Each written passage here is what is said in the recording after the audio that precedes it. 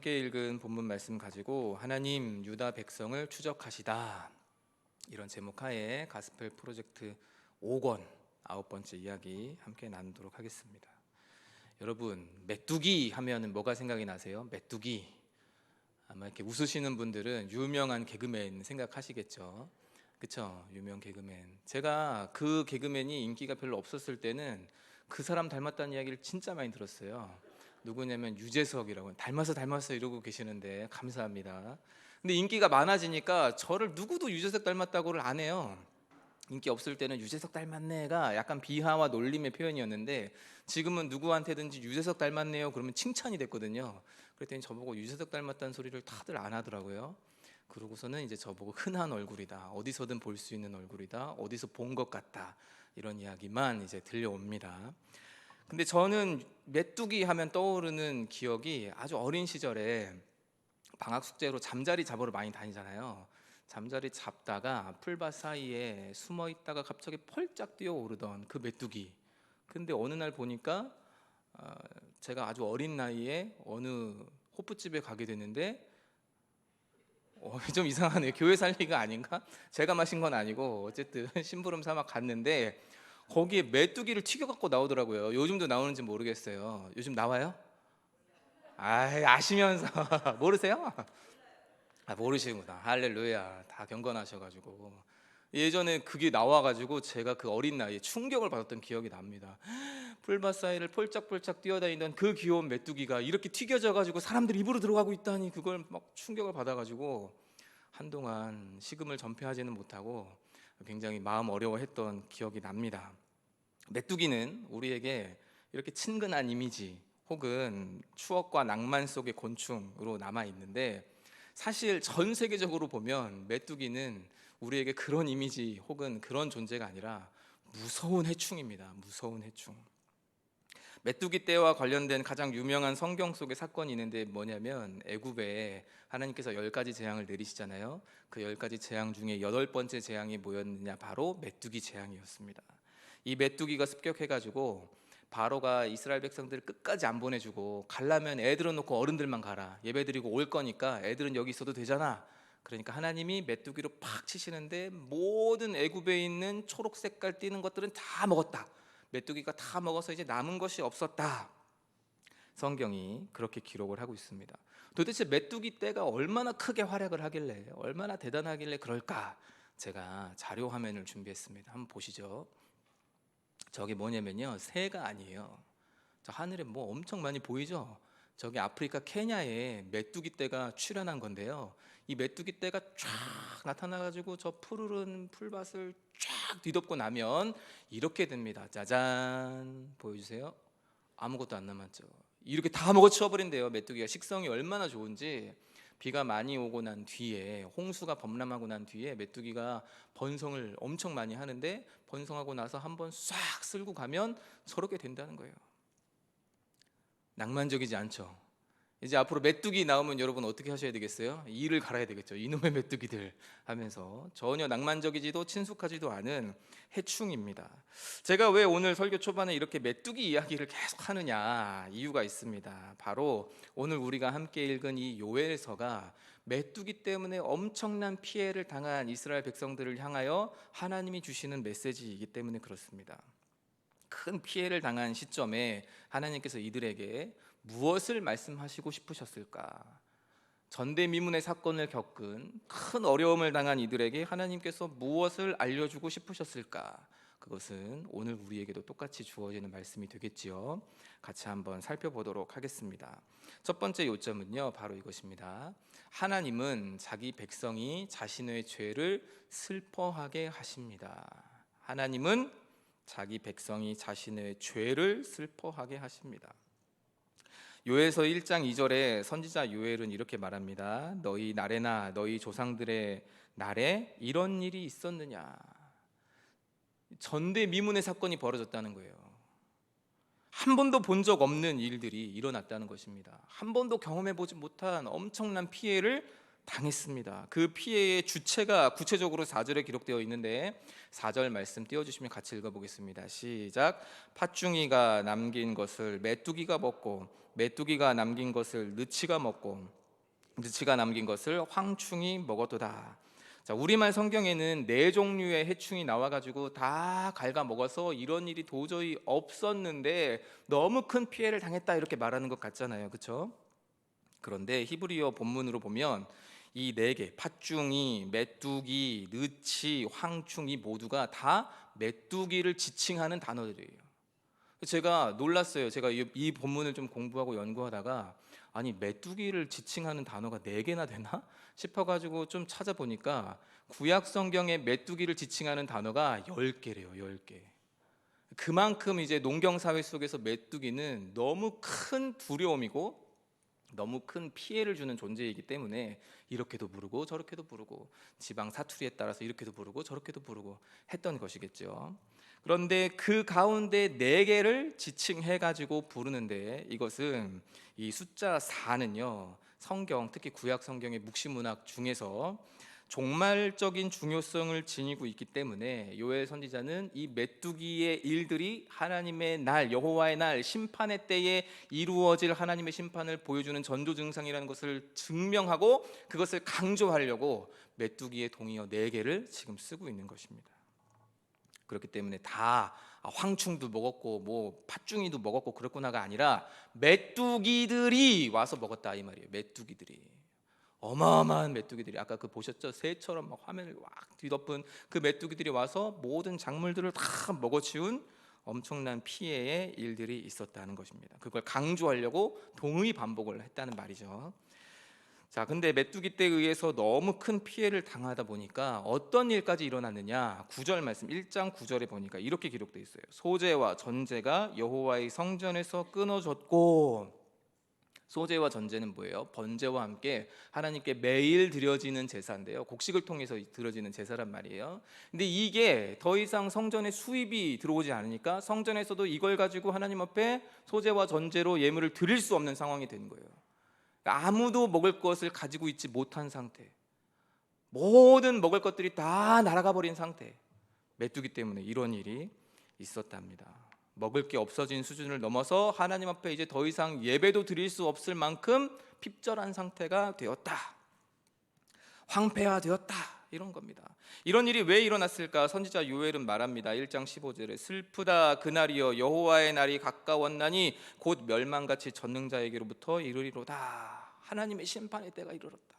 하나님께서 너희들을 심판하시려고 메뚜기를 보내신 거다. 이렇게 이야기를 하고 있어요. 하나님의 온 세상을 심판하시는 여호와의 날이 오고 있는데 임할 것인데 그 전조 증상으로 하나님께서 너희를 심판하시려고 메뚜기 떼를 보내신 것이다. 아니 뭘 보고 이렇게 판단을 하는가? 메뚜기 떼는 자연 현상이고 자연재해 아닌가? 그걸 가지고 하나님의 심판이라고 말할 수 있는 근거가 있는가?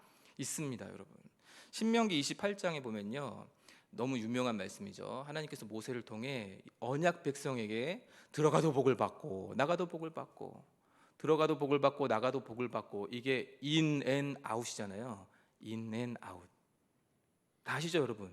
인 앤 아웃. 미국 서부에 인 앤 아웃 햄버거 가게가 있어요. 들어가도 복을 받고 나가도 복을 받고. 그래서 인 앤 아웃이래요. 그 햄버거 집이. 제가 지금 감기 걸려가지고 정신이 몽롱해서 이상한 소리를 좀 했습니다. 인앤 아웃이 이제 거기서 나온 건데 웃자고 한 이야기인데 여러분들 너무 진지하게 들으시니까 제가 조금 긴장했어요. 들어와도 복을 받고 나가도 복을 받고. 근데 하나님께서 그 신명기 28장에 들어와도 저주받고 나가도 저주받는 일들에 대해서도 말씀하셨어요. 여러분 다 아시죠? 언제 그런 일들이 일어납니까? 하나님의 명령을 잘 지켜 순종하면 언약 백성답게 살아가면 들어가도 복을 받고 나가도 복을 받고. 근데 하나님의 명령을 잘 지켜 순종하지 않고 하나님의 언약 백성답게 살지 못하면 들어가도 저주를 받고 나가도 저주를 받고. 근데 그 저주의 내용 가운데에 신명기 28장 38절과 42절에 이렇게 기록이 되어 있습니다. 같이 한번 보실까요? 시작. 같이 읽겠습니다. 시작. 내가 많은 종자를 들에 뿌릴지라도 메뚜기가 먹음으로 거둘 것이 적을 것이며 내 모든 나무와 토지 소산은 메뚜기가 먹을 것이며. 이런 상황, 즉 하나님의 심판의 경고가 그대로 이루어진 이 상황에 대해서 선지자 요엘은 이야기하는 거예요. 너희의 죄로 인하여 하나님이 너희를 심판하셔서 이렇게 메뚜기 떼에 의해 신명기를 통하여 약속되었던 그 말씀 그대로 일이 이루어진 것이다. 너희들이 뿌린 것, 너희들이 가꾼 것, 너희들이 지금까지 키워 올려왔던 모든 것이 다 하나님의 진노의 심판에 의해서 싹 다 사라졌다. 메뚜기 떼가 다 잡아먹은 것이다. 이렇게 경고의 메시지를 지금 던지고 있는 것입니다. 그러면서 이 경고 끝에 요엘 선지자는 무엇이라고 말하냐면 애곡할지어다, 슬피 울지어다 이렇게 이야기를 해요. 요엘서 1장에서 계속 반복적으로 나오는 표현이 바로 그것입니다. 슬피 울지어다, 애곡할지어다. 거대한 자연재해 앞에서 이들이 슬퍼해야 하는 이유는 무엇입니까? 그냥 이건 우연히 일어나는 것이 아니라, 그냥 이것은 어쩌다 보니까 생겨난 불행이 아니라, 이건 우리가 하나님의 언약 백성인 우리가 하나님 앞에 신실하게 지켜 행하지 못하고 살았기 때문에 하나님 보실 때 심판받아 마땅하기 때문에 우리에게 자행된 하나님의 진노요, 하나님의 뜨거운 형벌이다, 이렇게 받아들이는 것이죠. 미리 신명기 말씀을 통해 계시된 심판의 결과물이기 때문에 너희가 너희의 죄로 말미암아 이런 일을 당하였으니 너희는 지금 슬퍼하며 울어야 한다라고 이야기하고 촉구하고 있는 거예요. 처음 시작은 그들의 죄로 인한 이 심판의 결과물들 때문이지만, 이야기가 진행되어질수록 요엘 선지자는 이스라엘 백성들에게 무엇을 이야기하고 무엇을 가르쳐 주기를 원하냐면, 그저 일어난 이 일, 죄로 인한 심판의 결과물, 우리에게 먹을 것이 없고 예배도 드릴 수 없는 이 상황으로 인한 슬픔이 아니라, 이 죄, 하나님의 심판과 징계를 불러온 이 죄, 그 죄로 인한 슬픔을 느끼라고 계속해서 촉구하고 있습니다. 주 안에서 사랑하는 여러분, 하나님께서는 여러분들이 정말 슬퍼해야 할 것을 슬퍼하고 기뻐해야 할 것을 기뻐하기를 원하십니다. 하나님은 인격을 가지신 분이기 때문에 하나님은 여러분이 하나님의 형상을 닮아서 하나님처럼 살아가기를 원하신단 말이에요. 하나님께서 슬퍼하시고 하나님께서 진노하시고 하나님께서 너무 더러워서 쳐다도 보지 않는 것이 무엇이죠? 바로 죄예요, 죄. 그 죄에 대하여서 우리가 끔찍히 미워하고, 그것을 또 행하는 나 자신을 바라보며 슬퍼하고, 그것을 미워하시는 하나님을 바라보면서 또 이것을 내가 자행했군요 하나님 하며 통회하는 그런 마음을 우리가 갖기를 하나님은 원하신다고요. 그게 바로 요엘 선지자가 우리에게 가르쳐 주는 것입니다. 죄로 인해서 하나님과의 관계가 막히는 것을 두려워하고 슬퍼해야 합니다. 과연 우리 마음의 슬픔이 무엇으로부터 출발하고 우리 마음은 도대체 무엇을 가지고 슬퍼하고 있습니까, 여러분? 여러분이 가장 최근에 느끼신 슬픔, 여러분이 가장 최근에 느끼셨던 좌절은 도대체 무엇입니까? 부디 바라기는 우리 모두가 하나님 앞에서 내가 거룩하니 너희도 거룩하라는 그 말씀 앞에서 내가 또 반복하여 짓는 그 죄로 인하여 슬퍼하고, 이 죄 때문에 하나님과의 관계가 막혀져 버린 것으로 인하여 슬퍼하고, 죄 때문에 기도가 더 나오지 않는 것으로 인하여 슬퍼하고, 우리 공동체 가운데 죄가 여전히 상존함으로 인하여 슬퍼하는 그런 우리 모두가 될 수 있기를 간절히 바랍니다. 그것을 누가 원하신다고요? 하나님이 원하십니다. 두 번째 요점은 이것입니다. 하나님은 자기 백성이 회개하고 돌아오게 하십니다. 죄에 대하여 단지 그냥 슬퍼하고 눈물 짓고 아이고 그래서는 안 됐는데 하며 후회의 마음을 갖는 것, 거기에 그치는 것을 하나님이 원하시지 않아요. 하나님이 원하시는 것은 바로 그 백성이 그 죄를 깨닫고 회개하고 돌이키는 것, 바로 여기에 있습니다.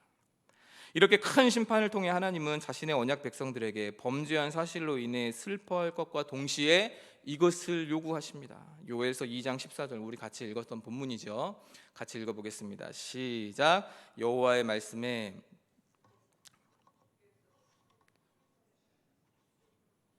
13절 말씀 읽어보겠습니다. 시작. 너희는 옷을 찢지 말고 마음을 찢고 너희 하나님 여호와께로 돌아올지어다. 그는 은혜로우시며 자비로우시며 노하기를 더디하시며 이내가 크시사 뜻을 돌이켜 재앙을 내리지 아니하시나니. 무엇이라 이야기하고 있습니까? 너희 하나님 여호와께로 돌아오라. 이야기하고 있습니다. 하나님은 요엘 선지자를 통해서 백성들에게 지금이라도 금식하고 울며 애통하는 마음을 가지고 하나님께로 돌아오라고 촉구의 메시지를 주고 계시는 거예요. 그냥 거기서 그치는 것이 아니라 마음을 다하여 주께로 돌아오라고 이야기하고 있습니다. 이게 바로 회개예요. 회개는 그저 단지 우리가 죄를 고백하는 것에서 그치는 것이 아닙니다. 우리는 회개하라고 하면 주로 이렇게 하죠. 하나님, 제가 이러이러한 죄를 저질렀습니다. 하나님, 제가 이러이러한 잘못을 저질렀습니다.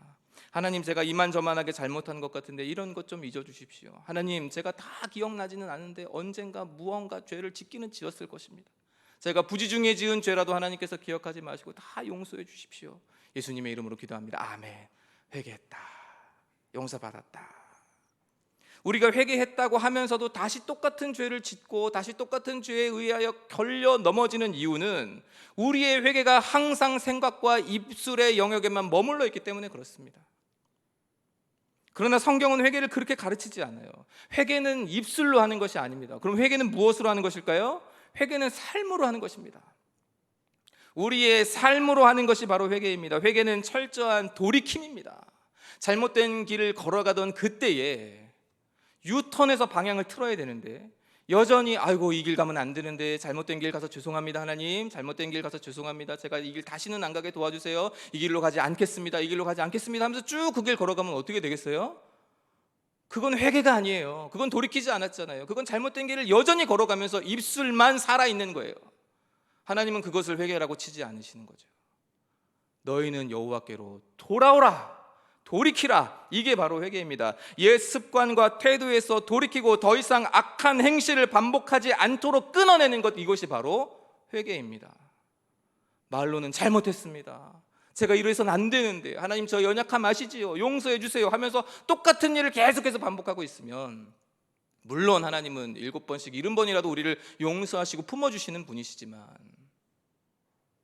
하나님도 인격을 가지셨는데 뭐라고 생각하시겠어요? 야, 너는 또야? 몸이라도 좀 돌이키면서 잘못했다고 하든지 여전히 그 길로 걸어가고 있으면서 낭떠러지를 향해서 걸어가고 있으면서 뭘 그렇게 잘못했다고 말하니 하시지 않겠어요? 믿음대로 살아가지 못하는 것을 마음 한켠에 죄책감만 가지고 있다가 때때로 말씀이 우리 마음을 찌를 때, 뭔가 잘 일이 안 풀릴 때, 특히 건강이 좀 안 좋아졌을 때, 저희 어머니 항상 그러셨거든요. 제가 자랑은 아니지만 분기에 한 번씩 체해요. 그래서 저는 좀 먹는 걸 좀 가려 먹는 편이고, 먹는 즐거움보다, 이런 말씀 드리면 좀 어르신들이 웃으시던데, 먹는 즐거움보다 저는 소화시키는 즐거움이 더 큰 사람이거든요. 아, 오늘도 무사히 잘 소화했구나, 안도감이 들고 행복하고, 다 배출하고 난 뒤에 행복하고, 저는 먹는 것보다 배출하는 게 더 행복한 사람이에요. 자주 체하다 보니까. 저희 어머니는 항상 저한테, 강서구 가양동 사시는 김문자 권사님은 항상 저한테 체할 때마다 네가 무슨 죄를 저질렀길래 하나님이 널 치셨냐, 너 하나님 앞에 잘못한 게 무엇인지 한번 생각해봐라. 너무 많죠. 너무 많아서 손가락 다 셀 수도 없어요. 항상 그러면 이제 또 아프니까 저도 모르게 마음이 약해져가지고 내가 뭘 잘못했나, 내가 그때 그렇게 말하는 게 좀 잘못했나? 그럼 항상 결론은 엄마 저번에 그렇게 이야기했던 거 죄송해요, 이렇게 이제 흘러가요, 대화가. 여러분, 이런 정도가 아니라 그저 입술로 죄를 고백하고 뭔가 일이 잘 안 풀리니까 내가 뭔가 잘못했나 보다, 하나님이 나를 좀 쳐서 깨우치기를 원하시나 보다, 이 정도가 아니라, 옷을 찢는 것이 아니라 우리의 마음을 하나님께로 돌이키고 하나님이 정말로 기뻐하시고 원하시는 삶으로 우리의 삶을 완전히 바꿔내는 것, 그게 바로 하나님께서 원하시는 삶의 회개, 우리가 해야 하는 회개인 것입니다. 세상을 향해 서 있는 우리의 자세와 방향이 하나님께로 돌이켜지게 되는 것, 죄를 향하여 서 있는 우리의 모든 마음과 욕망이 하나님과 그의 계명에 기쁨으로 순종하는 것으로 완전히 돌이키게 되는 것, 이게 바로 하나님께서 원하시는, 그리고 기뻐하시는 회개인 것이죠. 하나님이 진정으로 원하시는 것은 우리 마음속 저 깊은 곳에 자리 잡고 있는 우리의 사랑과 마음과 그리고 원함과 동기가 온전히 하나님으로 채워지는 것, 바로 그것입니다. 이런 것 없이 겉모양과 거칠애로, 종교적인 모양으로 하나님과 사람 앞에 얼마든 꾸며내고 수 있고 얼마든 속일 수 있다고 여러분 생각하지 마십시오. 우리 지난 주일에 들었던 바리새인과 세리의 기도가 바로 그것 아닙니까?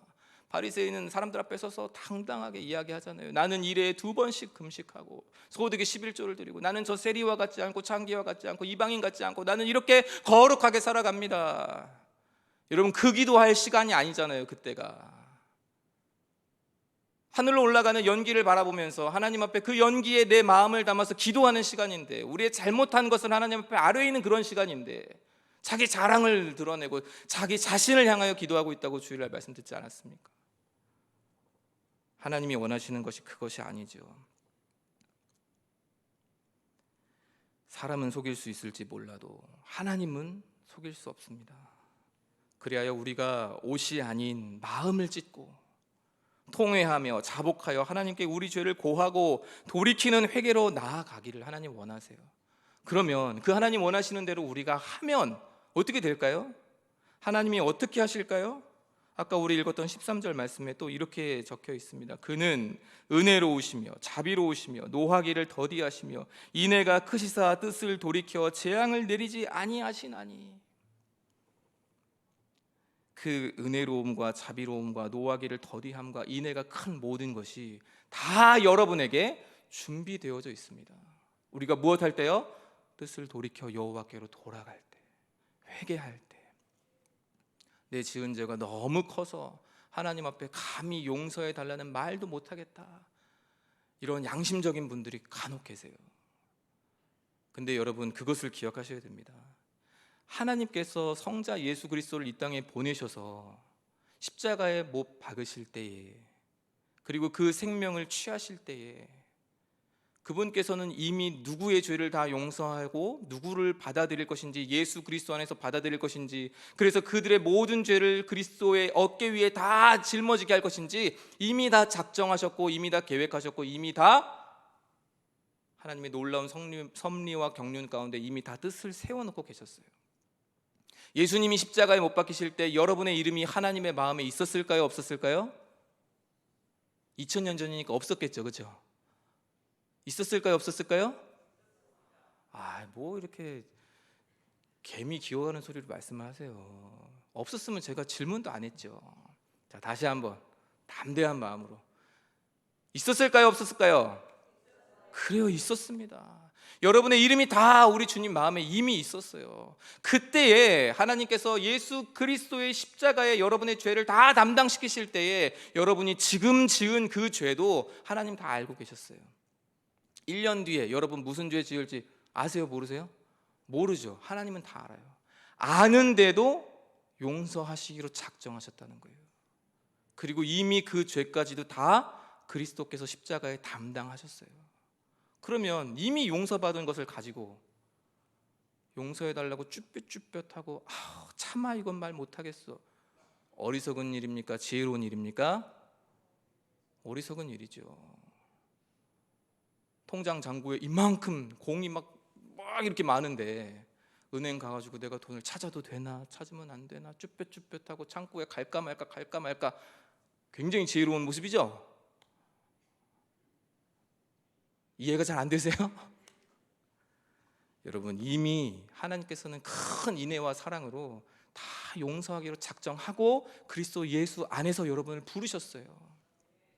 담대하게 회개의 자리로 나아가시길 바랍니다. 우리가 뜻을 돌이켜 하나님께로만 가면, 회개하면 그는 은혜로 자비로 우리를 받아들이실 준비를 이미 다 끝내 놓으셨다고요.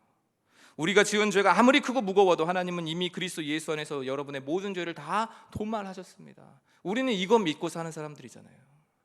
근데 왜 이런 일들이 일어납니까? 메뚜기가 와서 왜 모든 곡물과 작물들을 다 먹어치워 버립니까? 왜 성전에 예배 드릴 수도 없을 만큼 피해를 극심하게 우리가 당해야 됩니까? 제가 예전에 청년 사역할 때 코로나가 닥쳐왔습니다. 한참 청년부가 막 뜨겁게 기도하고 영적인 성장들을 막 이루어가던 차에 코로나가 딱 와버리니까 모든 사역이 올스톱 돼버리고 예배를 2달간 현장에서 드릴 수가 없었어요. 그래서 제가 고민하다가 뭐 할까 하다가 비대면 온라인 대신방이라는 걸 했어요. 한 명 한 명 다 줌으로 만나가지고 다 30분씩 1시간씩 신방을 하면서 이런 얘기 저런 얘기 다 듣다가 어느 날 한 청년이랑 비대면 온라인 대신방을 하기로 했는데 이 친구가 교회에 제가 청년부 부임해서 사역한 지 1년이 넘은 시점이었는데 한 번도 나오지 않은 친구가 온라인 대신방을 신청한 거예요. 그래서 이런 애가 있었네 하고서는 그 친구에 대한 이제 좀 조사를 하고 온라인 신방을 했어요. 1대1로 줌으로 만났습니다. 이런저런 이야기를 하는데 그 친구가 고등부까지는 열심히 나왔대요. 근데 대학교 올라오고 나서 교회를 안 나왔다는 거예요. 그래서 이유가 뭐냐 물어보니까 뭐 이런저런 이야기를 해요. 그러다 요즘 어떻게 지내니? 그 말 물어봤는데 갑자기 닭똥 같은 눈물을 뚝뚝 흘리는 거예요. 왜 그래? 이야기를 들어보니 이 친구가 전문대를 다니고 있었는데 편입을 하고 싶었대요. 건축 뭐 이런 쪽으로 해가지고 편입을 하고 싶어서 좀 학교에 알아보니까 그 학교에서는 자기가 5학기를 다녀야지 이제 수료가 되는데 학점을 다 땡겨서 미리 들으면 자기가 조기 졸업이 되는지를 학교 측에 문의를 했대요. 그랬더니 학교에서 된다라고 해서 편입 준비를 다 해놓고 합격까지 다 해놓고 그리고 조기 졸업을 시켜달라고 하니 그 학교에서 이런 선례가 없었기 때문에 그런 지침 자체가 사실은 없었다는 게 그제서야 밝혀진 거예요. 얘는 이미 갈 학교까지 합격 다 해놨고 이미 다 가기로 되어 있고 학교에서 된다고 해서 준비했고 다 했는데 갑자기 자기의 1년이 붕 떠버리게 된 거죠. 뭐 지금이야 웃으면서 이야기할 수 있고 남의 이야기니까 그럴 수 있겠다 싶지만 그 친구는 그 이야기를 하면서 자신의 억울함을 막 토로하는데 듣는 저에게도 막 우라가 치밀어 올랐어요. 도대체 학교 행정을 어떻게 하길래 그러나 그러면서 막 화가 나는데 이 친구가 막 엄청 꺼이꺼이 울고 방법이 없잖아요. 저도 도와줄 방법이 없고 뭐 탄원서를 쓰겠어요. 뭘 하겠어요. 그래서 그 친구에게 그냥 가만히 이야기를 했습니다. 너가 지금껏 하나님 없이 살아온 인생의 결말이 이런 것일지도 모른다. 앞으로 네가 교회를 떠난 지가 지금 3년 4년이지만 이후에 20년 30년 뒤에 계속 하나님을 떠나서 살아가다 보면 마지막 결말은 너 나름대로 잘 살 수 있다고 생각했지만 마지막에 가서는 어떤 결말이 펼쳐질지 모른다. 하나님이 너에게 이걸 미리 경험시켰는지 모르겠다. 하나님께서 돌아오라고 사인을 주시는 것이니 돌아와라. 다시 현장 예배로 돌아와라. 예배로 돌아와라. 청년부로 돌아와라. 그리고 같이 예배드리자. 그 이야기를 이 친구가 진지하게 듣더라고요. 그 다음 주에 왔을까요? 안 왔을까요? 왔을까요? 안 왔을까요? 안 왔어요. 안 왔어요. 근데 그 다음 주엔 왔어요. 2주 지나서. 그러더니 쭈뼛쭈뼛 오더니 목사님, 그리고 그 다음에 같이 밥을 한번 먹었고 신방을 몇 번 하고 그리고 쭉 지내다가 그 친구가 나중에는 청년부 리더가 됐어요. 지금은 핵심 리더가 되었어요. 열심히 섬기고 있어요. 우리에게 왜 이런 심판이 올까요? 하나님이 우리를 미워하셔서 우리 죄 때문에 하나님이 우리를 향해 진노하셔서 우리에게 징계를 주시는 것일까요? 아닙니다. 그때그때 깨달으라고 하나님의 품으로 돌아오라고 주시는 사인인 것이죠. 하나님의 언약 백성에게 주시는 귀한 사인인 것입니다. 그래서 여러분 회개는 삶으로 이어지는 회개는 내일부터 해야지가 아니라 바로 오늘 이 순간 해야 되는 것입니다. 그렇게 회개로 나아가는 저와 여러분 되길 간절히 바랍니다.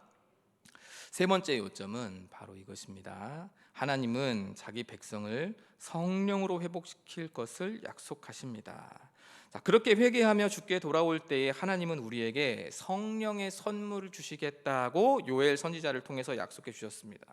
여러분 베드로 사도의 설교를 들었던 예루살렘에 모인 수많은 무리들이 설교 다 듣고 난 뒤에 뭐라고 이야기했죠? 형제들아 우리가 어찌할꼬 이렇게 이야기합니다. 우리가 바로 예수 그리스도를 십자가에 못 박은 그 죄인들이구나. 우리가 죄인이 맞구나. 하나님의 사람을 우리가 못 박았구나라는 걸 깨닫고 난 뒤에 그들이 묻습니다. 형제들아 그럼 우리가 어찌할꼬? 사도들아 그럼 우리가 어떻게 해야 되느냐? 이렇게 물어봅니다. 그러자 베드로 사도가 이렇게 답하죠. 사도행전 2장 38절입니다. 베드로가 이르되 너희가 회개하여 각각 예수 그리스도의 이름으로 세례를 받고 죄 사함을 받으라. 그리하면 뭐라 그래요? 그리하면 성령의 선물을 받으리니. 요엘 선지자를 통해서 하나님께서 똑같은 이야기를 하십니다. 회개하는 영혼에게 하나님께서 무엇을 부어주시겠다고 약속하느냐? 성령을 부어주시겠다고 약속하셨어요. 그 약속의 성취가 가장 극명하게 드러난 것이 사도행전 2장이고 그 약속의 말씀이 가장 극명하게 드러난 것이 요엘서 2장입니다. 2장 28절에 우리가 잘 아는 말씀이 기록되어 있죠. 그 후에 내가 내 영을 만민에게 부어주리니 마지막 날에 내가 나의 영으로 모든 백성에게 부어주리니 자녀들은, 이거 여러분 아시죠? 그 찬양, 그 찬양이 바로 이 말씀을 가지고 만들어진 찬양 아니에요?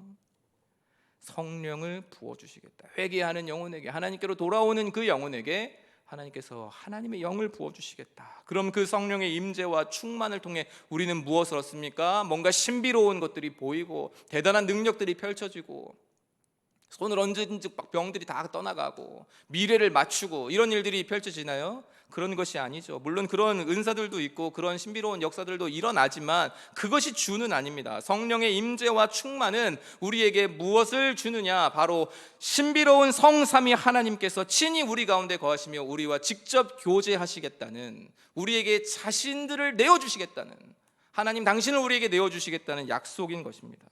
그래서 우리와 직접적인 사귐을 가지시겠다. 이게 바로 성령을 부어주심으로써 하나님께서 하시는 일이에요. 이 친밀하고 영적인 사귐을 통해서 우리는 장래의 일을 말하고 꿈을 꾸며 이상을 보게 됩니다. 성령을 부어주시겠다는 하나님의 약속은 너희의 그 부족함에도 불구하고 너희가 나의 길로 온다면, 너희가 나의 길을 선택한다면, 너희가 내가 원하는 것을 이루어내려고 한다면 너희 힘으로 안 될 것이니 내가 직접 친히 너희 가운데 가서 도와주마, 이 말이에요. 내가 너희를 완전히 꽉 끌어안아서 너희로 하여금 바른 길 갈 수 있게 내가 도와주마, 이 말인 것입니다. 신실하신 하나님이 우리에게 이것을 약속하셨어요. 자기 자신을 온전히 다 내어주시겠다고 말이죠. 그 약속 안에서 은혜의 자리로 나아가는, 친밀한 사귐의 자리로 담대히 나아가는 우리 모두 되기를 바랍니다. 말씀의 결론을 맺도록 하겠습니다.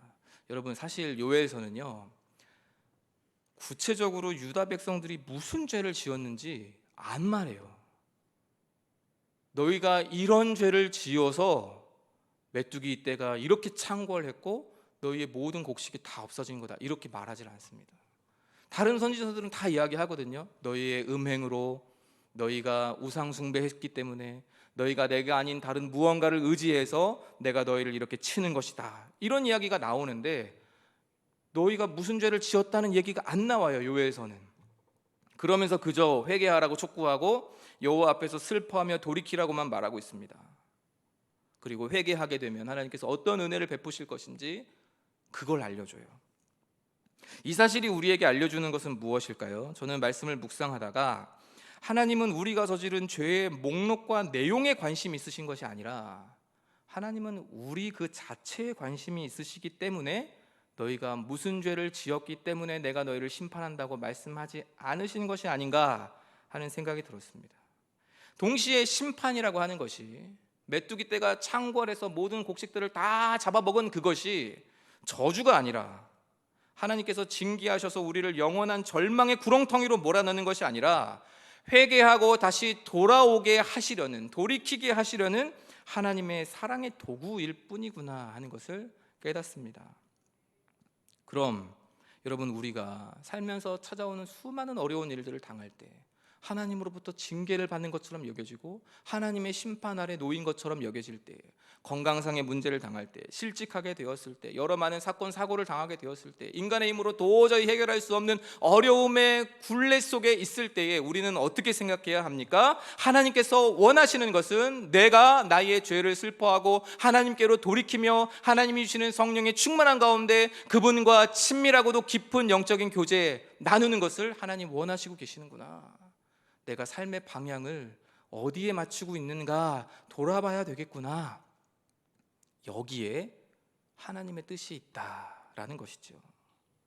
만약에 하나님께서 요엘 선지자를 통해서 너희의 무슨 죄 때문에 내가 너희를 징계한다 라고 하시면, 나는 그 죄 짓지 않았으니까 나랑은 상관없네, 너희들이 지은 그 죄 때문에 우리까지 피해를 당하고 있네 라고 하면서 전 국가적인 피해 앞에서 잘잘못을 따지지 않았겠어요?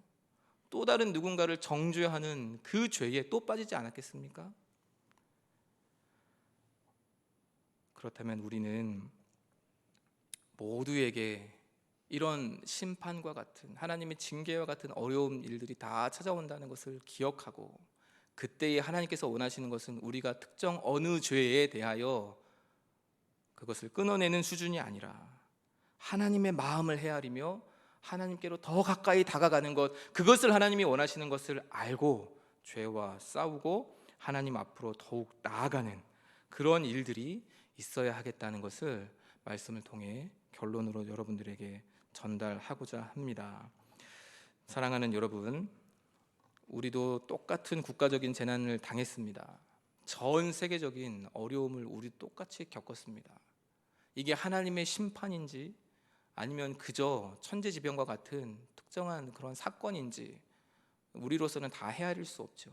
쉽게 이것이 하나님의 징계다, 하나님의 심판이다 말할 수 없습니다. 코로나가, 튀르키예에 일어난 그 지진이, 우크라이나에서 벌어지고 있는 전쟁이, 쓰나미가, 또 전 세계에서 펼쳐지고 있는 수많은 어려움들이 전부 다 하나님의 심판인가? 우리는 그렇게 말할 수 없습니다. 그저 우리는 삶의 많은 어려움들 앞에서 하나님이 우리로 하여금 하나님께로 다시 정신 차리고 방향 맞추고 마음을 돌이키라는 사인으로 그것을 쓰신다라고 생각하며 우리에게 벌어진 일이든 우리에게 벌어지지 않은 일이든 항상 마음을 다하여 하나님을 바라볼 수 있어야 되겠습니다. 그렇게 할 때에 쉽게 남을 향하여 하나님의 징계야, 하나님이 정신 차리라고 주시는 심판이야, 이야기는 철저하게 나에게만 해야지 교회 안에서 그런 말 함부로 하시면 안 돼요, 여러분. 아셨죠? 두 팔 벌려 환영하고 계신 하나님이 계십니다. 여러분들 어려운 일을 당하실 때 여러분을 향하여 나에게로 돌아오라 말씀하고 계시는 하나님이 계십니다. 그렇다면 우리는 죄를 미워하고 끔찍이도 싫어하신 하나님 앞에 우리도 똑같이 죄를 미워하고 싫어하며 동시에 은혜의 보좌 앞에서 그것을 끊어내는 그런 마음의 결단들이 있어야 하겠고, 온전히 하나님께로 돌이켜 하나님께서 주시는 성령의 충만함을 받아 누리는 저와 여러분 다 되실 수 있기를 간절히 바랍니다. 말씀을 기억하시면서 우리 찬송가 539